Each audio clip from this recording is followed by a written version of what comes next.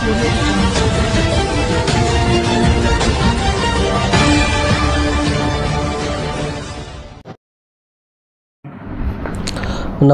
महाभारत न्यूजमध्ये आपलं सर्वांचं हार्दिक स्वागत. मी सुशील वाघमारे.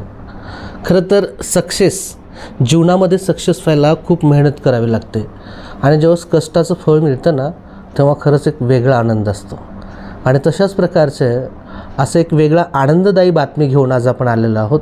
माझ्यासोबत एक मुलगी आहे, ज्या मुलीनं अगदी वयाच्या 24व्या वर्षी आज आपण ज्या तिला उचित ध्येय साध्य करायचं होतं ते ध्येय तिनं साध्य केलं आहे आणि ते आता माझ्यासोबत आहे. तिच्याशी आपण चर्चा करणार आहोत.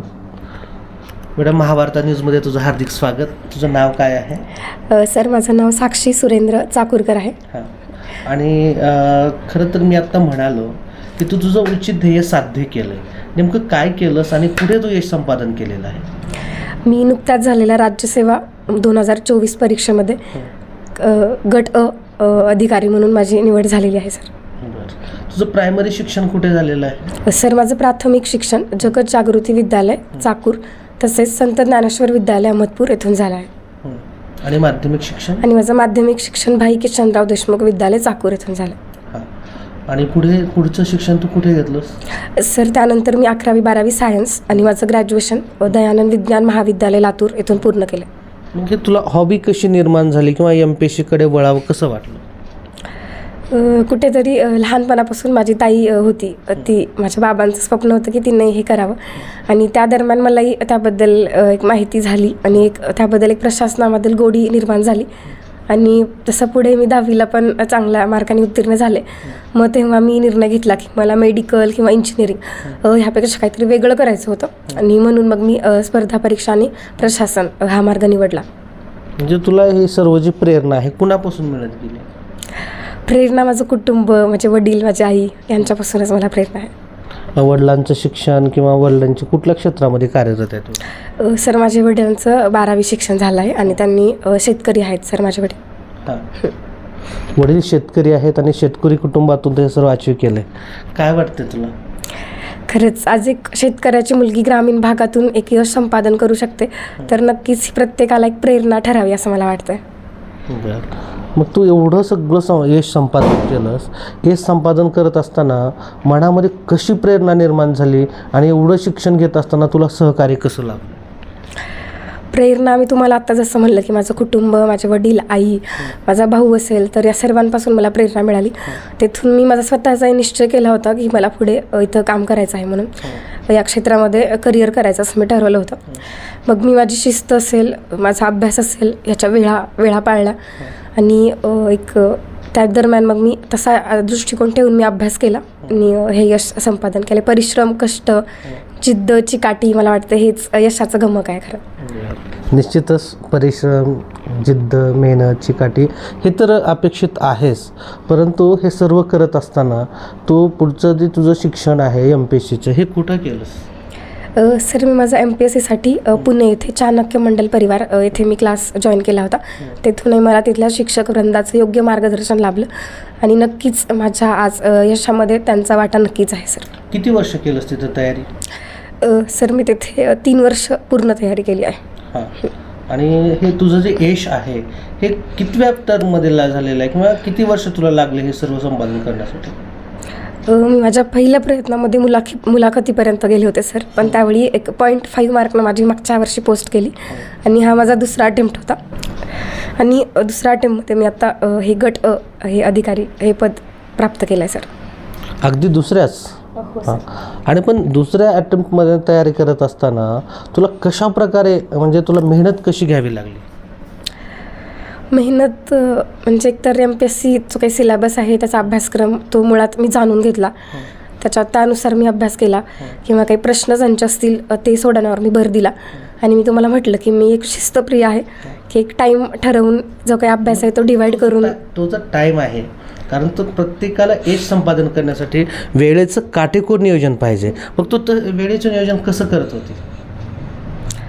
सर, मी माझे शेड्यूल बनवायचे की सकाळचा एक सेशन, दुपारचा एक सेशन, मग जेवण, त्याच्यानंतर एक सेशन, अशा पद्धतीने मी माझा शेड्यूल बनवायचे आणि त्यामध्ये मग जे काही सब्जेक्ट असतील, आता MPSCमध्ये जे काही सब्जेक्ट आहेत तर ते सब्जेक्ट मी डिवाईड करायचे, त्यानुसार मी अभ्यास केला. कुठला विषय तुला सोपा वाटत होता? आता MPSCमध्ये म्हणलं तर असा कुठला विषय MPSCमध्ये राहत नाही की तो नाही आहे, कारण ओव्हरऑल सगळं MPSC कव्हर करते. आणि त्यात मला राज्यशास्त्र हा विषय नव्याने शिकायला मिळाला, पॉलिटी ज्याला म्हणतो, तर त्याच्यामध्ये मला आवड निर्माण झालेली. आता तू सायन्सची विद्यार्थी, त्या विषयाचा अभ्यास कसा केलास? निश्चितच सर, एक सायन्स बॅकग्राऊंड होतं आणि हे नवीन विषय होते माझ्यासाठी, इकॉनॉमिक्स किंवा पॉलिटी ह्यासारखे विषय. पण मी तुम्हाला म्हटल्यासारखं की चाणक्य मंडल परिवार येथे जे मला तेथील गुरुकडून जे मार्गदर्शन लाभलं, तेथे मला अत्यंत योग्य मार्गदर्शन लाभलं आणि त्यामुळेच मी या विषयांमध्ये मला गोडी निर्माण झाली. जसं सांगितलंस तू वेळेचं नियोजन तू जे काटेकोरपणे केलंस, मग ते वेळेचं नियोजन करत असताना वेळेचं नियोजन कसं पाळत होतेस, कसं म्हणजे नेमकं तुला अचीव करण्यासाठी कशी तुझ्या मनामध्ये जिद्द होती?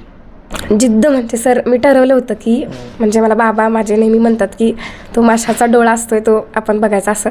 तर मी इथून जातानाच ठरवलं होतं की मला जे करायचं आहे ते माझी फर्स्ट प्रायोरिटी असेल, माझा अभ्यास. त्या दृष्टिकोनातूनच मी ते समोर ठेवला होता.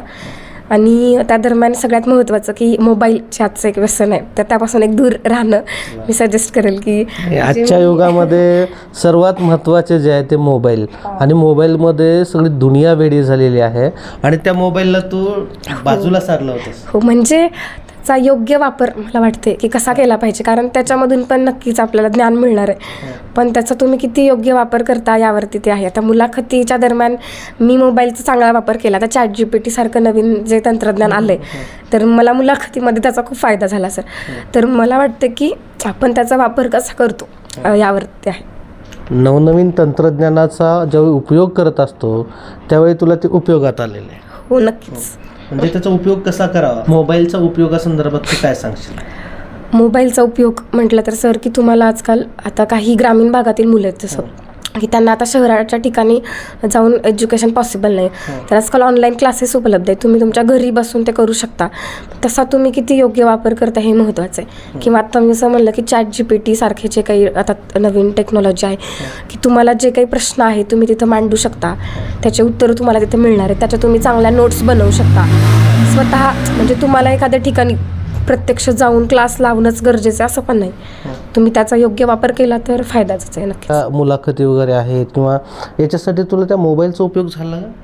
हो, की मोबाईलमध्ये काही ऑनलाईन क्लासेस असतील तर क्लासेस म्हणण्यापेक्षा काही चांगले मुलाखती आहेत, अभिरूप मुलाखती असतात, त्याचा मला फायदा झाला.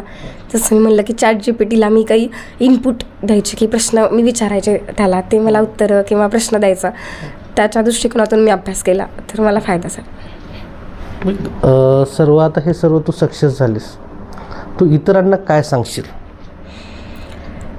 मी इतरांना इतकंच सांगेल की तुम्ही कोणतंही क्षेत्र निवडा. मी आता ह्या क्षेत्राबद्दलच नाही बोलत, कुठल्याही क्षेत्रामध्ये तुम्ही जे काही क्षेत्र निवडले त्यामध्ये तुम्ही जिद्दीनं, चिकाटीनं आणि तुमच्या परिस्थितीची जाणीव ठेवून जे आहे तर ते मुळामध्ये काम करणं गरजेचं आहे. आणि विशेषतः ज्या मुली आहेत ग्रामीण भागातील मुली आणि त्यांच्या पॅरेंट्सनी वगैरे पण त्यांना सपोर्ट केला पाहिजे, कारण आजकाल मुलींचं सक्षमीकरण, त्यांचं शिक्षण ही काळाची गरज आहे आणि त्या पण चांगल्या पदावरती काम करू शकतात असं मला वाटतं. तर त्या दृष्टीने मी त्यांना एक प्रेरणा माझ्याकडून पण मिळावी अनेक मुलींना असं मला वाटतं सर. ह्याचं श्रेय जे आहे हे श्रेय तू कोणाशी देते? सर, माझ्या यशामध्ये असं एकटं कोणाचा वाटा नक्कीच नाही आहे. सर्वात प्रथम तर माझं कुटुंब, तर माझे आई बाबा, माझं भाऊ आणि माझं सगळं कुटुंब, माझे जे गुरुवर्य आहेत ते आणि माझे मित्र मैत्रिणी, या सर्वांचंच यश आहे सर याच्यामध्ये. निश्चितच ही आज हिचं जे यश जे आहे ही यश ती सर्वांशी देते आहे. तिचे आईबाबा असतील, कुटुंबीय असतील, मित्रमैत्रिणी आणि तिला मार्गदर्शन करणारे तिचे गुरुवर्य, या सर्वांना ती तिचं यश समर्पित करते आहे. खरं तर बेटा, हे सर्व आज उचित ध्येय साध्य केल्यानंतर भविष्यामध्ये तू स्वतःला काय बनवू इच्छितेस? भविष्यामध्ये मला वाटतं की मला एक उत्तम नागरिक बनायचं आहे, एक हसत आनंदी जीवन जगायचं आहे, बस एवढंच, आणि समाधानी आयुष्य जगायचं बस. निश्चितच खरं तर एक चांगला नागरिक बनणं काळाची गरज आहे. आज माणसं उच्च पदावरती पोहोचल्यानंतर त्यांचा रुबाब, त्यांचं वागणं निश्चितपणे बदलतं. परंतु एका शेतकरी कुटुंबातल्या या मुलीला एक उत्तम प्रकारचा नागरिक बनायचं आहे, माणूस म्हणून जीवन जगायचं आहे, हे सर्वांसाठी अतिशय महत्त्वपूर्ण बाब आहे. निश्चित प्रत्येकाने या छोट्याशा मुलीची वयाच्या 24व्या वर्षी क्लास 1 अधिकारी बनू इच्छिणाऱ्या, उचित ध्येय गाठणाऱ्या या मुलीची प्रेरणा घेणं प्रचंड गरजेचं आहे. जी मुलगी क्लास 1 अधिकारी बनली आहे, तिचे बाबा आहेत, त्यांच्याशी आपण चर्चा करूया. आपलं नाव? सुरेंद्र चाकूरकर. काय सांगाल, आपल्या मुलीनं क्लास 1 अधिकाऱ्याची पोस्ट अचीव केलेली आहे, काय सांगाल, तुमच्या मनामध्ये आज काय वाटतंय? माझ्या मनात अत्यंत आनंदाने मन भारावून गेले माझं, आणि त्या आनंदाची परिसीमाच काही त्या मोजमापात करता येणार नाही. शेतकरी कुटुंबातील आपण आपल्या मुलीला एवढं उच्च शिक्षण देण्यासाठी आपण काय परिश्रम घेतलेत? माझं शेतकरी कुटुंब तर आहेच आहे, प्लस माझ्या भावाची फॅमिली, असे आम्ही 11 जणांचं कुटुंब. मी त्या फक्त शेतीच्या व्यवसायावर कुटुंब चालवून मी माझ्या पूर्ण कुटुंबाला, माझी पुतणी असतील यांना सर्वांना शिक्षण दिलं. आणि मुलीला पण मी अहमदपूर असेल, लातूर असेल, स्वतः घर करून मी तिथे राहत होतो भाड्यानं. त्यावेळेस पैशाची बरीच चणचण देखील खूप झाली, पण मी हारलो नाही किंवा कुणाला शरण गेलो नाही. असं जिद्दी नाही म्हणलं, कारण मुलीची अशी एक इच्छा होती. आणि तिला मी सांगितलं की अर्जुनाला जसा फक्त माशाचा डोळा दिसत होता, तसं तू ध्येय ठेवून तुला काय करायचं आहे, MPSC तू कर, मला किती त्रास होऊ दे, तू ते पैशाची वगैरे काही काळजी करत जाऊ नको. फार झाले तर काय 2 एकर शेती विकता येईल, पण शिक्षण हे फार महत्त्वाचं आहे. हे डॉक्टर आंबेडकरांनी जसं म्हणलं की शिक्षण हे वाघिणीचं दूध आहे, त्याप्रमाणे तू शिक आणि जिजाऊ मातेप्रमाणे तू बन, असं मी नेहमी तिला सांगत राहिलो. त्यांनी ते वरचेवर ते हे करून माझ्या ज्या काही गोष्टी आहेत सानिध्यात आणून, आणि माझ्यापेक्षा तिनं फार जिद्दीनं तो प्रवास पार केला तिनं. त्यात खूप आनंद आहे मला. आणि आपल्याला जे काही आयुष्यात हे झालं, त्रास झाला, तो लेकरांना होणे एवढंच माझं आयुष्यात हे होतं. निश्चितच. खरंच एका वडिलांना आपल्या लेकरांकडनं काय अपेक्षित असतं? आपली लेकरं, आपली मुलं बाळं ज्यावेळी एका उच्च पदावरती पोहोचतील एवढीच त्यांच्या मनामध्ये अभिलाषा असते.